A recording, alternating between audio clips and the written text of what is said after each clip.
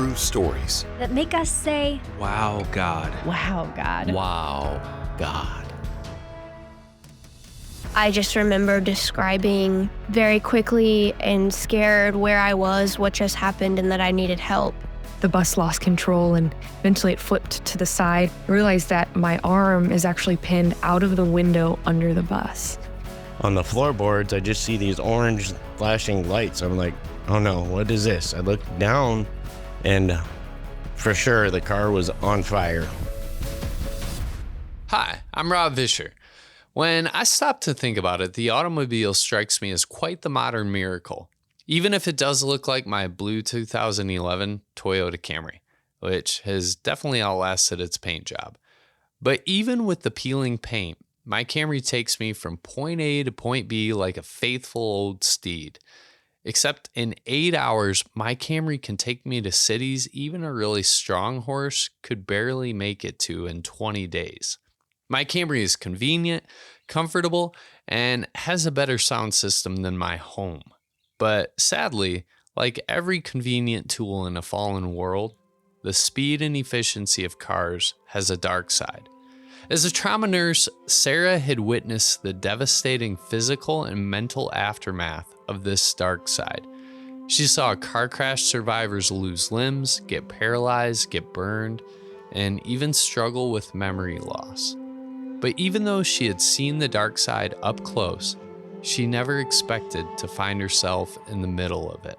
Here's Sarah. I'm a nurse. At the time, I was 25.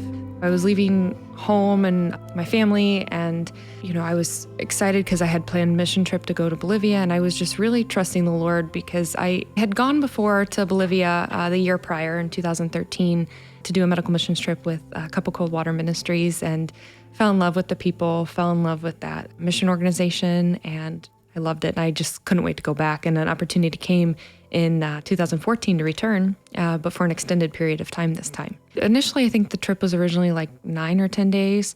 The Lord had told me, I want you to go longer. So at that point, it was like 2.5 weeks. And I knew what I'd be doing the first 9 to 10 days. We knew we had clinics set up very similar to the year prior, but the second half of the trip, God never gave me clarity. He was just like, I just want you to go. And so I just said, okay, Lord, I'm going to go. The first leg of the trip was awesome. We did multiple medical clinics, serviced almost 1,000 people. We did a bunch of free surgeries. After that, we said goodbye to our team, and I traveled by taxi to meet one of our other missionaries and a dear friend of mine, Phil Kettleson, who's been a longtime missionary in Bolivia. He was in his early 60s, and he was going to take me to very remote areas of Bolivia, more than where we had been prior. He was going to preach at a church, and I'd set up clinics for some schools. After my journey in La Paz, we carried on to Salar de Uyuni, or Uyuni, which is really known for its vast, famous salt flat. There's no roads, no speed limits, but we were traveling from one town that was on one side of it. We get on the bus, and we load up with 44 people total, and a lot of indigenous Aymara people and Bolivians, and we started our journey across the salt flat. I just became super tired. I can't explain it. We had been traveling a lot, and it could have been the elements somewhat, but I believe it was also the Lord. I just leaned my head against the window of the bus, and I think I had fallen asleep for just a few minutes before I woke up because our bus had been hit by an SUV. The bus rocked back and forth significantly. The bus lost control, and eventually it flipped to the side. I had been knocked out, and I remember vaguely, in and out of memory, just skidding. I lost consciousness on impact, and when I woke up very briefly, I just hear screaming, people like, oh God, help us. And I can hear Phil distinctly in Spanish, Jesus be with us, Jesus be with us. People are screaming, they're crying. I didn't realize at the time, but I can hear Phil saying, Sarah, Sarah, are you okay? And I had been covered in luggage from the luggage racks. Seats had been disconnected. It was a very violent impact. And I woke up and I touched my face with my right hand. I was wet with blood. I'm like trying to move, realizing I can't move. And I look down. This is all happening very quickly. I realized that my arm is actually pinned out of the window under the bus. And the blood is coming from my head. My arm is also covered in blood. And by the time I realized this, I can hear Phil saying, Sarah, your hand is stuck, you're pinned. People were exiting the bus, trying to help people out, screaming, crying still. And Phil's like, you're stuck. He's like, I will be right back. And Phil leaves. And before I know it, I'm totally in the bus alone. Everybody is out of the bus. I can't get out. I look down, my radial artery has been severed. And then, you can bleed out from an artery, in 2 minutes or less. And so I immediately applied pressure with my right arm, and I just did what any trauma nurse would do. Where are you at? What's the date today? Who's the president of the United States? And I just start going through these thoughts with me. Okay, do I have an acute brain injury? Is my brain okay? Is my chest okay? Am I breathing okay? And all those things, I just checked the box. I have the bleeding under my wrist under control for this moment. And then I was pinned in a way that my legs were underneath me. So I'm like, okay, are my legs broken? Well, I don't know, but I'm going to try to get up on them. So I tried to get my legs up underneath me. And so I get my legs underneath me, and I'm like, I got to stop the bleeding from my arm. All this is happening. Phil crawls in through the glass, crawls in through the debris, and says, Sarah, we can't get the jack off the bus. They were trying to get the jack off to let me out. I couldn't do it, but he came in with a pipe. He tried to kind of lever up from where I was at, and it just wasn't working. The pain is starting to set in. I said, Phil, I need your belt. So he just takes his belt off and he hands it to me. I'm like, I need it as a tourniquet. So he kind of helped it get under my arm. So we get the belt under my arm, and I'm holding it. The bleeding stopped.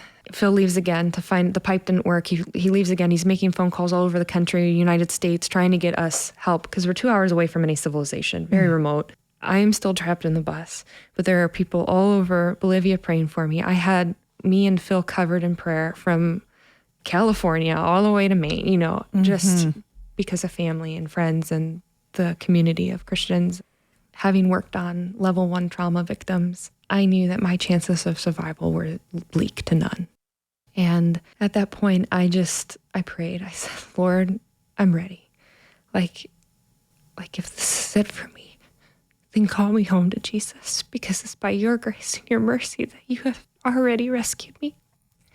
And then that was the most peace I've ever experienced from the point of salvation until this very day. And if I could ever have that peace again, I want it back.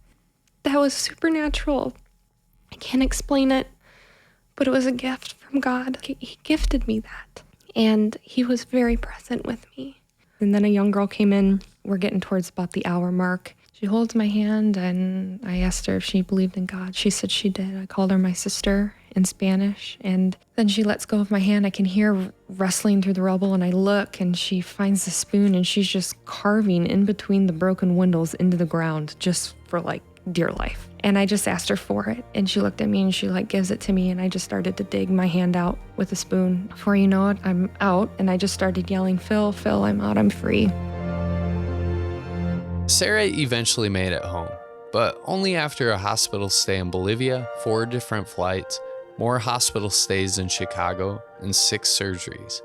She lost most of the use of one hand, but after a year of physical therapy, she continued pursuing a career in nursing and is now a nurse practitioner. Sarah thought she was going to die, but everyone around her reassured her that she was going to survive. In our next story, for a teenage girl named Ireland, it's the opposite. This is Ireland. It was snowing one day in April as I was driving home through the country, and as I got to the top of a hill, I realized that my car was going to slide and hit this fence, and I was braking and it wasn't slowing down, and I just knew that I was going to get in a car accident, and I was really scared.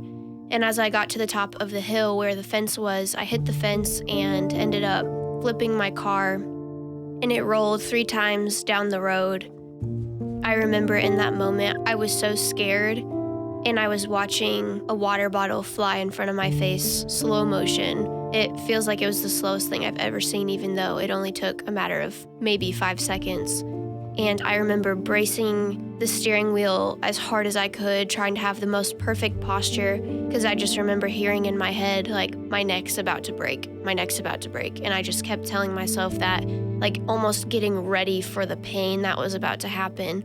And as my car stopped rolling, I kind of moved my legs, wiggled my toes, looked down, kind of realized that I not only was alive, but my legs weren't broken, my neck wasn't broken. I was completely fine. I kind of looked around on my glass-covered body and realized that there was glass in my hair, there was glass on my clothes, but there weren't any cuts on my body. No broken bones, no scratches. I was amazed. I remember hanging from the driver's seat into the passenger seat, almost upside down, and I realized that if I don't call somebody, no one's gonna come find me. I'm in the middle of the snow on this old back road in the country. So I started trying to find my phone, and I couldn't find my phone. I didn't know where it was. Everything shifted as the car accident happened. So my only thought was to try to use Siri, even though I've never used Siri in my life. And I would say, "Hey Siri, call Dad. Hey Siri, call Dad." And nothing would happen. I tried that with my mom, with my brothers. I ended up calling my boyfriend at the time, and after a few rings, he picked up, and I just remember describing very quickly and scared where I was, what just happened, and that I needed help. My husband and I were in bed and asleep. It was probably about 12:30 when all of a sudden there was an extremely loud banging on our front door, and it was persistent, and we jumped out of bed not knowing what was going on. And I just remember running to the front door and opening it up, and it was our daughter's boyfriend at the time. He had terror in his eyes, and he was saying, "She was in a car accident, you need to come, we need to go, she's down the road." And when I asked him, I said, "She was talking to you, so she was okay?" And he said, "Yes, she was hysterical, she was trying to explain where she was." And then all of a sudden she stopped responding, and then he started to cry because when he came up on the scene to see her, she was not responsive. That was what led him to coming to our house and getting us, because he knew that he was going to need help. In that moment as a parent, I just remember my husband and I just going into intense, praying immediately where we were standing, but getting our shoes on, getting out of the house to be able to go to her. And he drove us, and we were in the car, not sure what we were going to be coming up on when we were going to be driving up to the scene where our daughter, who's 17 years old, was in this terrible car accident. During the accident, I felt like I was in a movie because there was this loud song blasting in the background, and it was "You Say" by Lauren Daigle. And I remember when I was driving, I wasn't listening to that song, that wasn't queued in a playlist. And as I was driving home, I remember playing one of my country music albums, and it was just shuffling. As soon as I got in the accident, it switched over, and "You Say" by Lauren Daigle was blasting. And the music that I was listening to wasn't that loud. Somehow that song began playing, and it was so loud, over and over, it would repeat. "You say I am loved when I can't feel a thing. You say I am strong when I think I am weak. And you say I'm held when I'm falling short. And when I don't belong, you say I am yours. And I believe, oh, I believe what you say of me. I believe." And I just remember being in this car, helpless, can't get out of my seatbelt, waiting for help to arrive, listening to this song and just crying because I knew that the Lord protected me throughout this really scary accident. I knew that He protected me. He was the reason why I was okay without a scratch on my body, but I just knew that this was the Lord protecting me.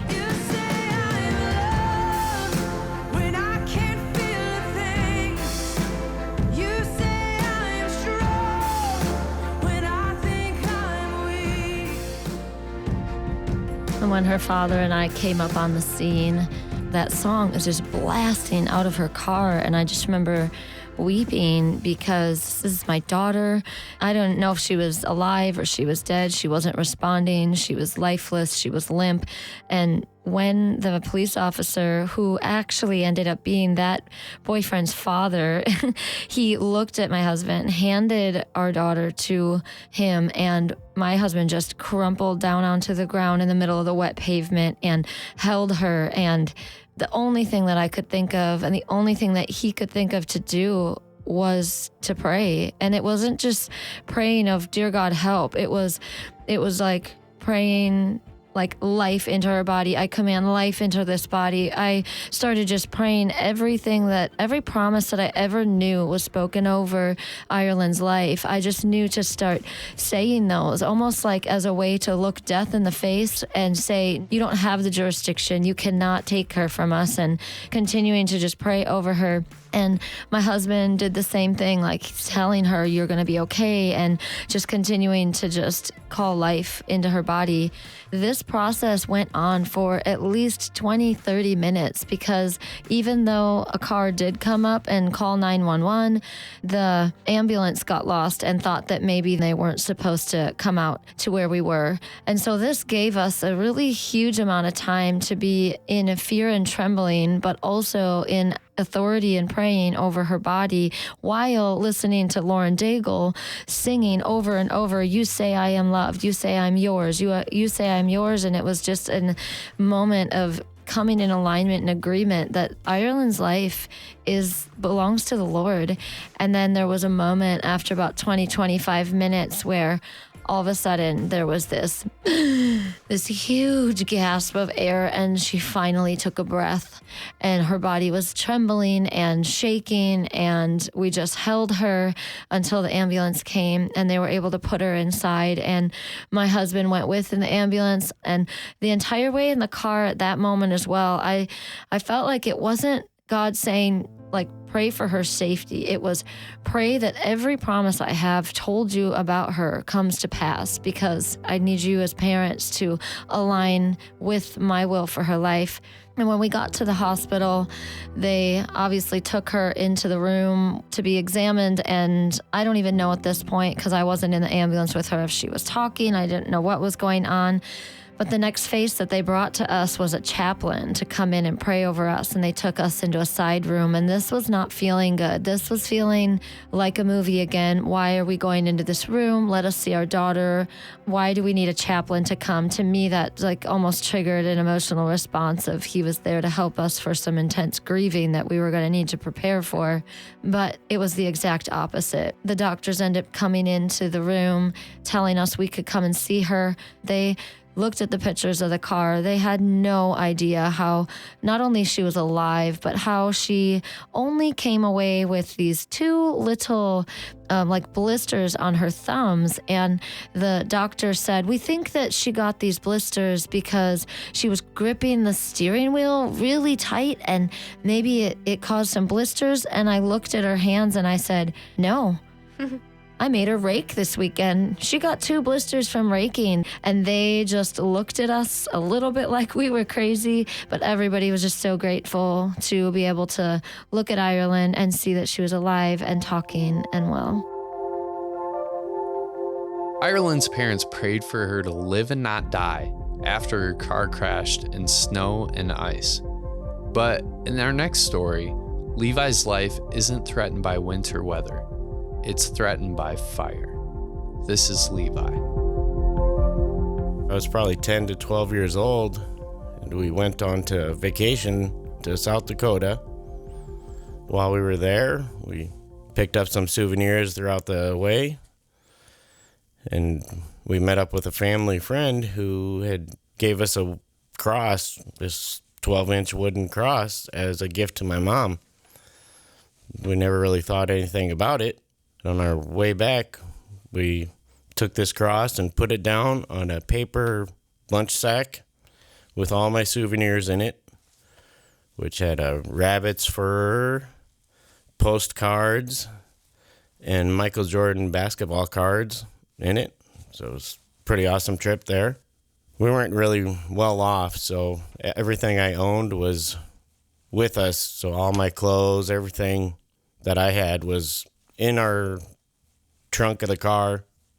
On our way home, we were almost home, except all of a sudden I look down in my mom's car, and on the floorboards, I just see these orange flashing lights. I'm like, oh no, what is this? I look down, and for sure the car was on fire, because the floorboard had holes in it where the fabric just kind of went down in, and it was absolutely terrifying because the car's on fire. But as soon as I finally got my mom to pull over, instantly, the only thing I could do was turn around, unbuckle my 2 or 3 year old sister, and get her out of the car. By the time my mom got out of the car and ran around, she had to see the fire for herself. Well, she lifts up the floorboard, and sure enough, 3-foot flame shoots out of the car floorboard. It was for sure on fire. Very scary for all of us.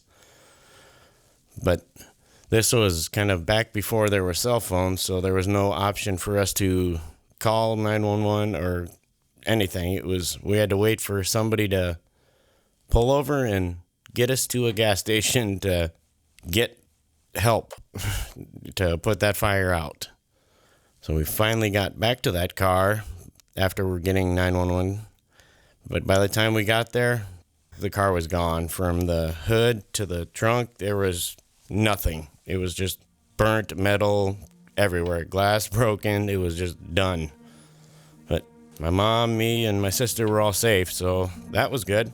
And then by the time that was all said and done, we went home, and we had to go back to the impound lot the next day to actually see the car in person afterwards. Well, we get there, and there was nothing. But we go to open up the back seat. In the back seat on the floor was that paper sack with the wooden cross laid across it, and it was untouched by the flames. The only thing that got sort of singed was the cross itself. Right where it connects, it has little burning marks, and down at the very bottom, it's burnt. It was untouched. And I can't explain other than God said, no, not today. You're not taking this away from him. I lost all of my clothes. Like, everything I owned was in that car. But that cross gave me this moment to carry with me for the rest of my life. The stories of Sarah, Ireland, and Levi each reveal different elements of the dark side of modern transportation, but they also show different elements of God's goodness. God gave Sarah the strength to recover after a brutal collision. God protected Ireland from what could have been a fatal car crash. God also protected Levi, his little sister, his mom, and even his cross from being burned in a car fire. And since the three of them and a cross were the only things in the car not burned by the fire, Levi couldn't help but equate it to a story in the Old Testament. This is Levi reading that story. Daniel 3. The blazing furnace. Look, I see 4 men unbound, walking around in the fire unharmed, and the 4th looks like God. And Nebuchadnezzar came as close as he could to the door of the furnace and shouted, "Come out, come here." So Shadrach, Meshach, and Abednego stepped out of his fire. Then the high office officials, governors, and advisors crowded around them and saw that the fire had not touched them. Not a hair on their head was singed. Their clothing was not scorched, and they didn't even smell like smoke. Then Nebuchadnezzar said, "Praise to the God of Shadrach, Meshach, and Abednego. He sent his angels to rescue his servants who trusted him." God doesn't always choose to protect me from every form of bodily harm, but he does promise to be with me even when I experience the dark side of this world's brokenness. And that makes me say, wow, God. And when I say wow, God, I mean the one true living God, the God of Abraham, Isaac, and Jacob. He's the one who makes my heart say, Wow, God. Wow, God. Wow, God. My wow God story. I wanted to share a wow God moment. That's my wow God story. Praise God. And I'm so thankful to God for this wow God moment. So, thank you, God.